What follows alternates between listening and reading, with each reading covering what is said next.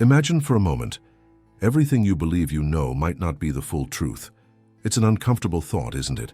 Especially when we talk about the disappearance of Madeleine McCann, which captured global attention in 2007. A chilling statistic reveals that around 8 million children go missing worldwide each year, yet few receive the attention Madeleine did.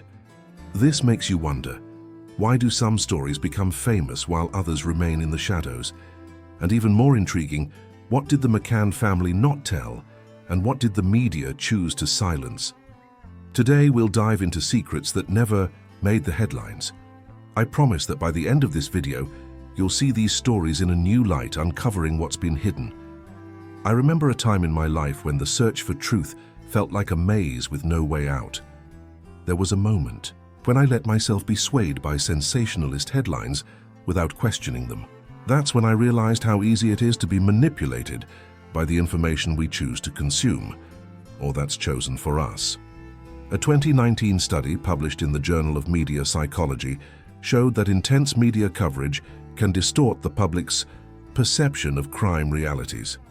This happens because the repetition of certain information, true or not, shapes our beliefs. And that's exactly the power that the media and some families, like the McCanns, have used to their advantage. Controlling the narrative. But why does this happen? The answer lies in the ability to maintain social control through information. When we choose to accept everything presented to us without questioning, we relinquish our critical thinking.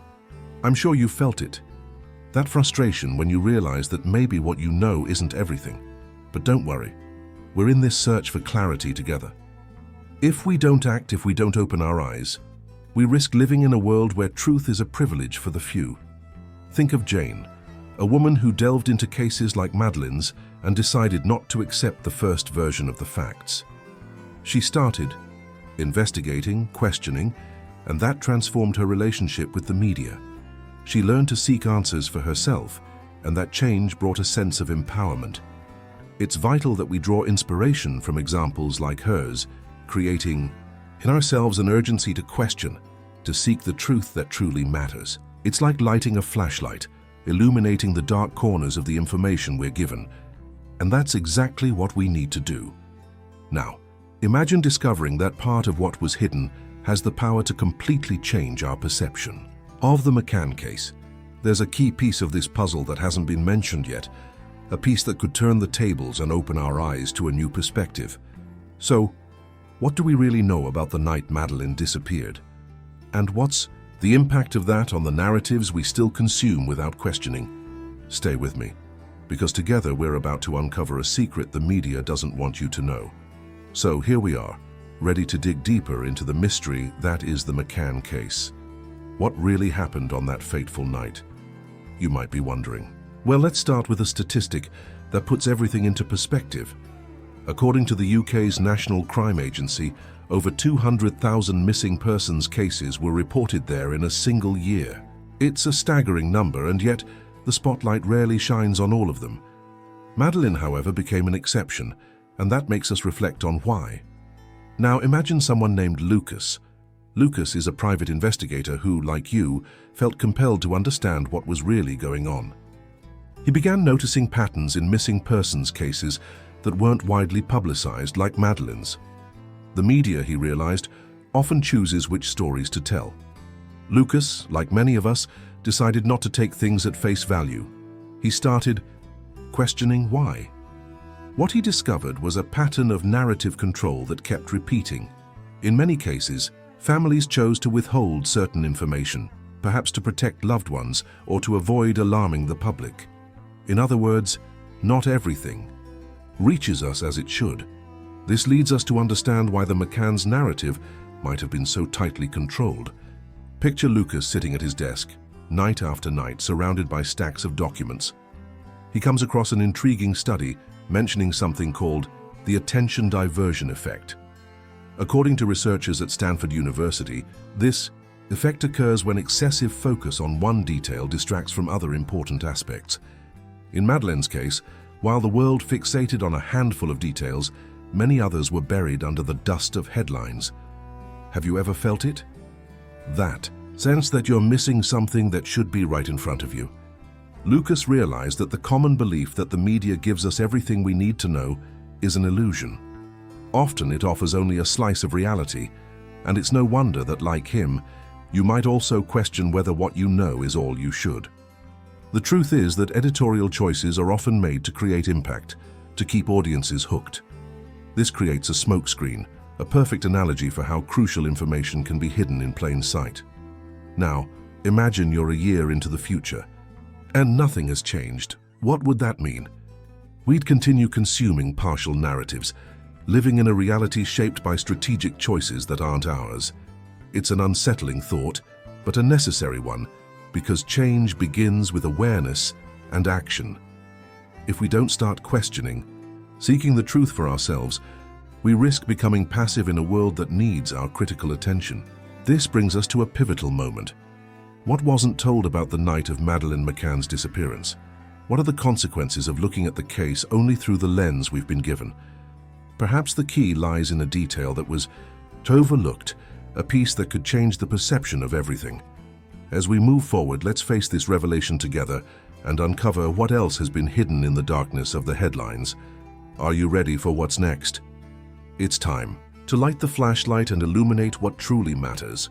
The key to understanding what wasn't told about Madeleine McCann's disappearance lies in the technique of narrative control, a sophisticated practice that often goes unnoticed. Here's the moment that seems obvious in hindsight, but that most of us never questioned. The information we receive is strategically filtered and presented to create a specific perception. This isn't a new concept, but its application in the McCann case is a classic example of how the truth can be carefully shaped. Have you ever considered that the information that's missing might be as important as what we're given? A Harvard University study revealed that what they call strategic absence of information can be used to influence public opinion, an insight that changes everything. By selecting what to share and omitting details that could derail the desired narrative, a story is created that seems complete, but is, in fact, fragmented. So, how does this manipulation work in practice? Here's how you can identify and understand it in 3 clear steps. First, recognize information patterns. Like Lucas, who noticed that certain details about missing persons cases never reached the public, you should start observing what's not said, which can be revealing in itself. Second, analyze the source and intent. Ask yourself, who benefits from this specific narrative? This questioning helps demystify the idea that the media is always impartial. Finally, monitor media repetition. Remember the bandwagon effect. The more a message is repeated, the more it's accepted as truth regardless of its accuracy. By applying these steps, you'll begin to see beyond the smokescreen of information. To illustrate, let's look at the case of Susan, a journalist who used these techniques to investigate low-profile stories about missing children. She applied these 3 steps in her research and discovered that many cases were deliberately overshadowed by others deemed more sensational. Susan found a powerful tool, the use of public domain databases. By cross-referencing information from various sources, she showed how certain details were consistently left out of mainstream reports. The impact was striking. Her findings revolutionized not only her career, but also the public's perception of several neglected cases.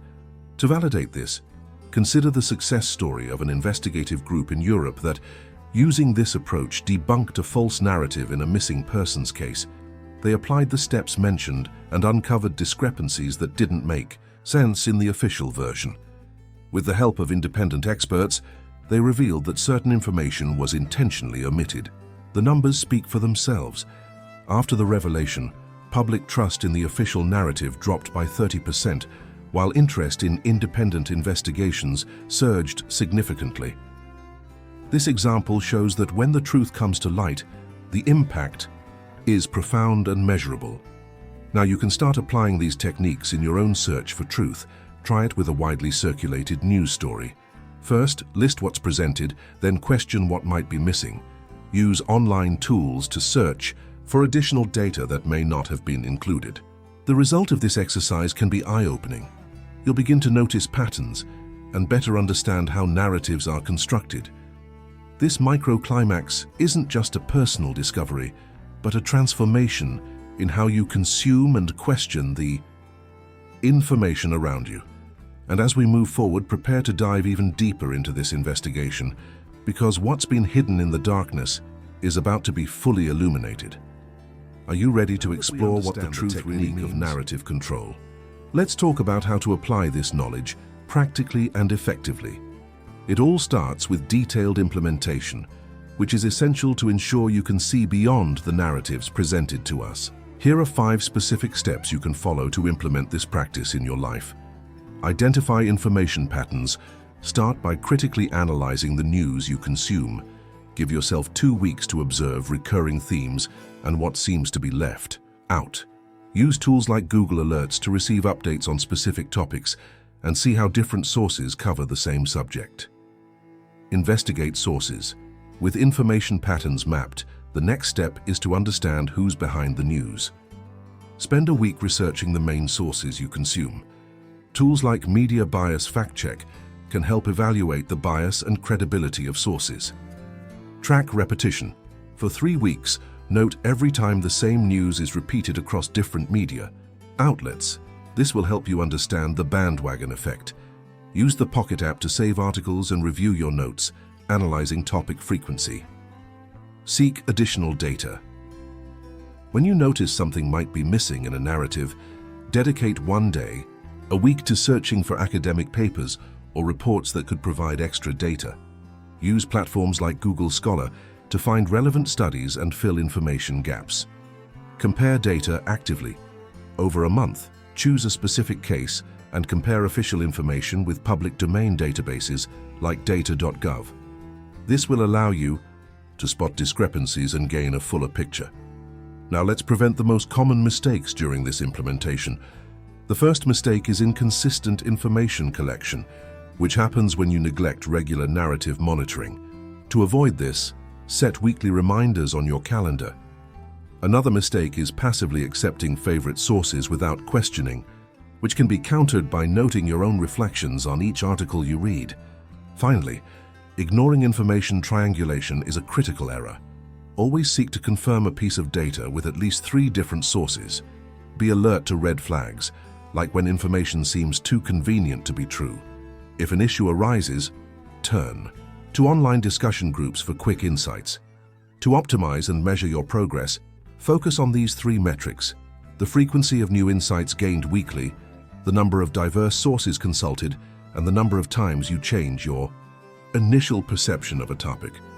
The first results, like a more critical and informed perspective, should emerge after about 2 months of consistent practice. To speed up the process, use Cal Newport's deep work technique. Set aside focused, uninterrupted periods for your research. An advanced hack is to create a personal database using apps like Notion, where you can log and categorize your findings for future reference. Once you've mastered the basics of critical narrative analysis, it's time to expand your results. Consider sharing your findings on blogs or discussion forums like Reddit to gain feedback and new perspectives. This not only solidifies your understanding, but also contributes to a more informed community. An additional resource that can be extremely helpful is EDX's online data analysis course, which offers skills to deepen your investigative abilities further. By applying these practices, you not only become a more conscious information consumer, but also contribute to an environment where truth can prevail. And remember, the story that's been shaped may not be the end of the narrative. What else could still be discovered? The search for truth is ongoing, and the answers you seek may be closer than you think. As we reach the end of this journey, it's important to reflect on the transformation we've gone through together. At the start, we were immersed in a mix of curiosity and skepticism. The search for truth seemed like a foggy path, where each step revealed hidden layers of information. Now, however, you find yourself in a different place, with greater clarity and empowerment. I too feel compelled to confess that I've often been swayed by easy stories, the ones that required no effort to understand. But alongside you, I've learned the value of questioning and digging deeper. This isn't an easy path, and each of you deserves recognition for having the courage to face the unknown. Imagine now what your life could be like with this new knowledge. Think about how your daily interactions will change by applying a more critical and attentive lens to the world around you. How this might impact your relationships with friends and colleagues, how it can enrich discussions and open doors to deeper understanding. By transforming your approach to consuming news, you not only become a better informed person, but also a beacon of discernment in your community. This ability to see beyond the headlines will set you apart, encouraging others to follow your example and question constructively. And this personal transformation creates a positive urgency, the chance to influence and inspire others to also seek the truth. I'd love to hear from you now. What moment in this journey resonated with you the most? How do you see this transformation impacting your life moving forward? Feel free to share in the comments, because it's through these exchanges that we build a community of truth seekers. By sharing your experiences, you not only enrich the discussion, but also offer support and validation to others on this same path. And know that your voice is powerful. It has the potential to inspire and guide more people in this relentless pursuit of clarity. Finally, if you believe in the value of this work and want more hidden stories to be revealed, consider supporting through Super Chat. Your support is a direct investment in the continuation of investigative and independent journalism. And for the next step in this journey, I promise to bring a revelation that will challenge everything you thought was true about another intriguing case, a neglected detail that could completely change your perspective. The truth has many faces, and together we can illuminate them one by one. To close, remember, what is hidden in the darkness will eventually come to light. Let's keep seeking that light together.